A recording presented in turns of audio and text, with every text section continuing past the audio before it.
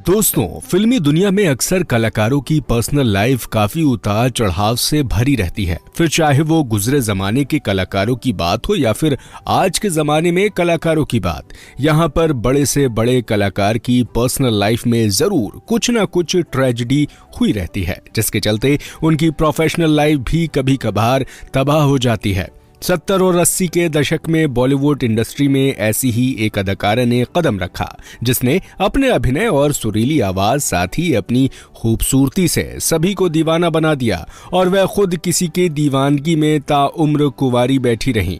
कई बड़ी बड़ी फिल्मों में काम करके उसने अपने चाहने वालों को रोमांचित किया, लेकिन उनकी जिंदगी में कुछ भी रोमांच नहीं रहा। दोस्तों, हम बात कर रहे हैं 70-80 दशक की मशहूर अभिनेत्री सुलक्षणा पंडित के बारे में, जिन्होंने कई शानदार फिल्मों में काम करने के साथ साथ कई गानों को भी गाया। जिंदगी अच्छे से कट रही थी, लेकिन उनके साथ ऐसी एक घटना हुई जिसके चलते उन्होंने फिल्मों और लाइमलाइट की दुनिया से ही नाता तोड़ लिया। आज के इस वीडियो में हम आपको उनके शुरुआती जीवन, फिल्मी करियर और उनके निजी जीवन के साथ साथ उनके जीवन की ऐसी कहानियों के बारे में बताएंगे जिनके बारे में जानकर आप हैरान रह जाएंगे। तो पूरी कहानी जानने के लिए इस वीडियो को पूरा अंत तक जरूर देखें। 12 जुलाई साल 1954 को छत्तीसगढ़ के रायगढ़ में एक हिंदू परिवार में जन्मी सुलक्षणा पंडित का बचपन काफी अच्छे से गुजरा। उन्हें बचपन से ही गाना गाना काफी पसंद था और वह इसमें अपना प्रोफेशन बनाना चाहती थी। उन्होंने महज 9 साल की उम्र में ही गाना गाना शुरू कर दिया। धीरे धीरे उनकी आवाज गली मोहल्ले से होते हुए फिल्मकारों के कानों तक भी पहुंची और उनकी आवाज सुनकर वे उनकी कला के दीवाने हो गए। पहली बार उन्हें साल 1967 में एक फिल्म में गाना गाने का मौका मिला, जिसे उन्होंने हाथों हाथ लपका। उन्होंने पहली बार जिस फिल्म के लिए गाना गाया उस फिल्म का शीर्षक था तकदीर, जिसमें उन्होंने मशहूर गायिका लता मंगेशकर के साथ 7 समुंदर पार से गाने में अपनी आवाज दी। गाना काफी पॉपुलर हुआ और उसके बाद उनकी पॉपुलैरिटी काफी बढ़ गई। उसके बाद उन्होंने किशोर कुमार के साथ भी गाना रिकॉर्ड किया। उन्होंने साल 1971 में फिल्म दूर का राही में किशोर दा के साथ बेकरारे दिल तू गाए जा में अपनी आवाज दी। इतना ही नहीं, उन्होंने फिल्म चलते चलते में शैलेंद्र सिंह के साथ भी गाना गाया और उस गाने के बोल हैं सपनों का राजा कोई। बहरहाल उनकी आवाज का जादू तो सबको मोहित ही कर रहा था। साथ में उनकी खूबसूरती के चर्चे भी काफी तेजी से हो रहे थे। उन्हें फिल्मों में एक्टिंग करने के भी ऑफर आने लगे। हालांकि उन्होंने शुरू में इसके लिए मना कर दिया, लेकिन कुछ महीनों बाद वह अभिनय करने के लिए राजी हो गईं। बतौर अभिनेत्री उन्होंने साल 1975 में आई फिल्म उलझन से अपनी अभिनय करियर की शुरुआत की और उसमें भी उन्हें कामयाबी ही मिली।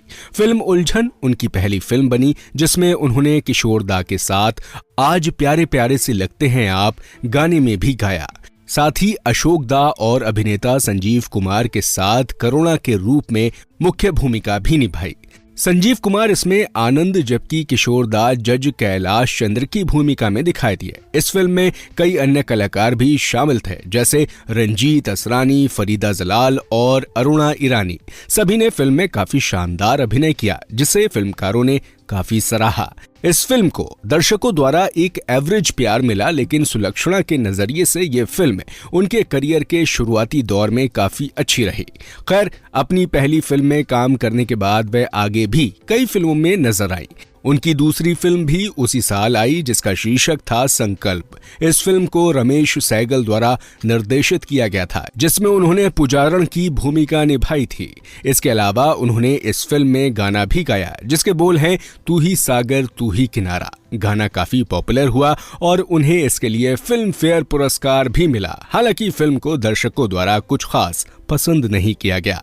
किशोर दा की तरह वह भी अभिनय और सिंगिंग का काम कर रही थी, जिसमें उन्हें सफलता भी मिल रही थी। साल 1975 में ही उनकी तीसरी फिल्म आई, जिसका शीर्षक था राजा।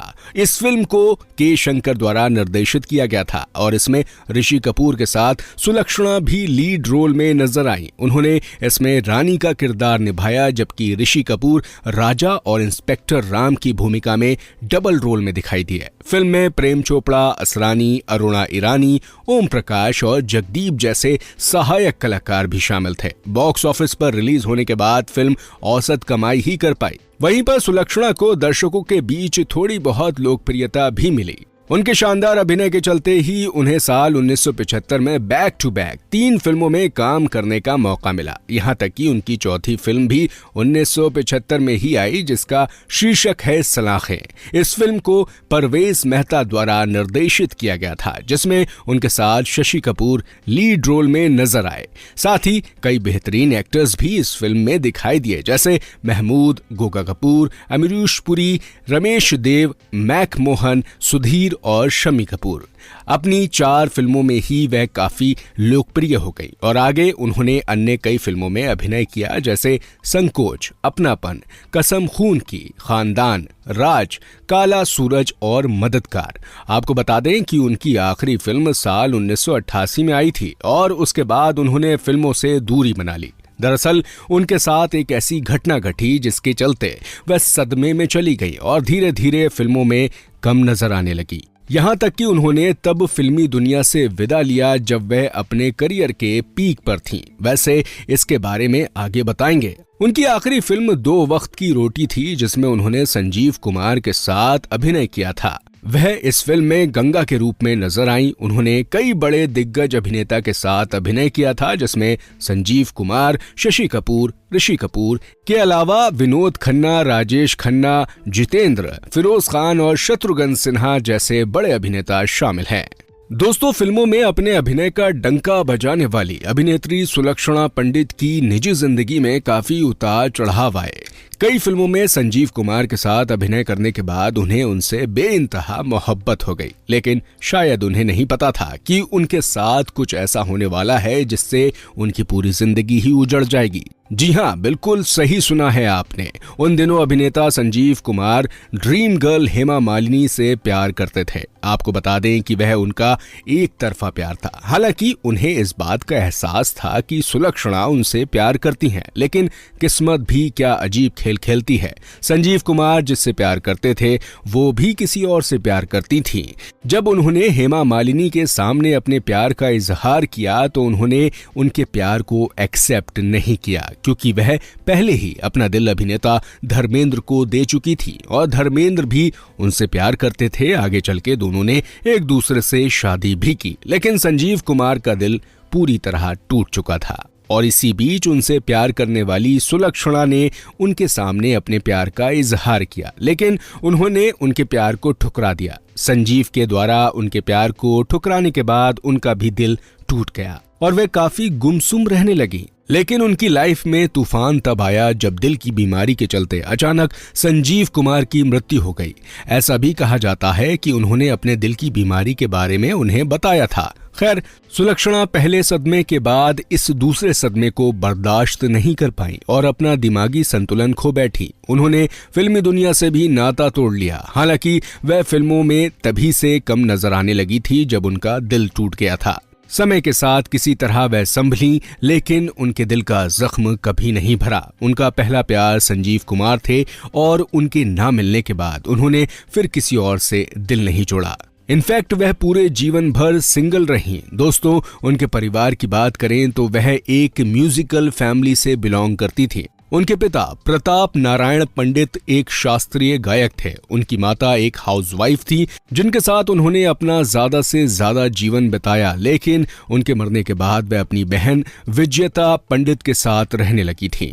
उनकी 2 और बहनें थीं जिनका नाम है माया एंडरसन और संध्या सिंह, जो अब इस दुनिया में नहीं है। उनके 3 भाई भी थे जिनका नाम मंधीर, जतिन और ललित पंडित है। दोस्तों, विजेता भी एक एक्ट्रेस और जानी मानी सिंगर रह चुकी हैं, लेकिन फिल्म इंडस्ट्री में उन्हें कुछ खास कामयाबी नहीं मिली। उनके पति आदेश श्रीवास्तव एक म्यूजिक कंपोजर थे जिनकी साल 2015 में मृत्यु हो गई थी। उनके 2 बच्चे हैं, अवितेश श्रीवास्तव और अनिवेश श्रीवास्तव। दोनों ही म्यूजिक इंडस्ट्री से जुड़े हुए हैं। इसके साथ ही उनकी दूसरी बहन संध्या सिंह के बारे में कहा जाता है कि उनके बेटे रघुवीर सिंह ने उनकी हत्या कर दी थी। आपको बता दें कि मशहूर भारतीय गायक जसराज और पंडित मनीराम सुलक्षणा के चाचा थे। बहरहाल दोनों ही अब इस दुनिया में नहीं हैं। वहीं पर दुर्गा जसराज, शारंगदेव पंडित, शारंगदेव, पंडित दिनेश और विनोद पंडित उनके चचेरे भाई बहन हैं। दोस्तों, उन्होंने 70 और 80 के दशक के दौरान जो योगदान फिल्म इंडस्ट्री में दिया उसे कभी भी भुलाया नहीं जा सकता, लेकिन अपने पर्सनल लाइफ में वे काफी अनफॉर्चुनेट रहीं। आज भी वे अपनी बहन के साथ ही रहती हैं। हालांकि उनके बारे में ऐसी भी अफवाह फैलाई गई कि उनकी मृत्यु हो चुकी है, क्योंकि वह लाइमलाइट से पूरी तरह से दूर हो गई थीं। आज उनकी उम्र 69 साल है और ऐसा कहा जाता है कि आज भी वह पूरी तरह से नॉर्मल नहीं हो पाई हैं। हम उनकी अच्छी सेहत की कामना करते हैं और उम्मीद करते हैं कि आपको उनकी जीवनी पसंद आई होगी। खैर, संजीव कुमार ने उनके प्यार को ठुकराकर सही किया या गलत किया, या सुलक्षणा को अपने आप को संभालना चाहिए था? आपको क्या लगता है? कमेंट में हमें अपनी राय जरूर दें। वैसे अगर आप उन्हें पसंद करते हैं तो वीडियो को लाइक जरूर करें और ऐसी ही अनसुनी जीवनी के बारे में जानने के लिए हमारे इस चैनल को सब्सक्राइब जरूर करें। धन्यवाद।